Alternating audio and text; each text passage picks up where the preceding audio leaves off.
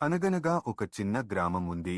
అది పచ్చని పొలాలు, చిలికే గంగలు, మరుగుని రేణువులతో పరుచుకుని ఉండేది. ఆ గ్రామంలో ఇద్దరు స్నేహితులు జీవం, ధనం ఉండేవారు.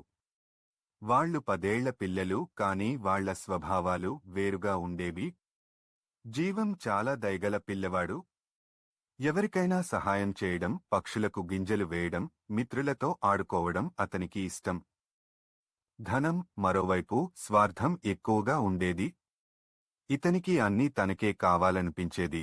తన దగ్గర ఏదైనా వస్తువు పోతుందేమోననే భయం ఎక్కువ. గ్రామానికి సమీపంలోని కొండల వద్దకు జీవం, ధనం కలిసి వెళ్లారు. వాళ్లు ఆడుతూ, పూలు కొల్లుతూ ఒక పెద్ద చెట్టు క్రింద కూర్చున్నారు. అక్కడ ఒక చిన్న పక్షి గాయపడి కింద పడిపోయింది. జీవం వెంటనే పక్షిని చేతుల్లో తీసుకున్నాడు. ఇది గాయపడింది. నిన్ను నేను ఇంటికి తీసుకెళ్తాను, నా అమ్మకు చెప్తాను.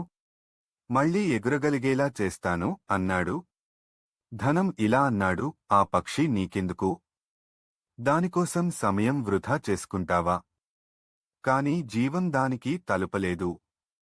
పక్షిని ఒక చిన్న బుట్టిలో పెట్టి ఇంటికి తీసుకెళ్లాడు. అతని తల్లి పక్షి గాయం చూసి వెన్నతో నెమ్మదిగా దాని జోడు కట్టింది.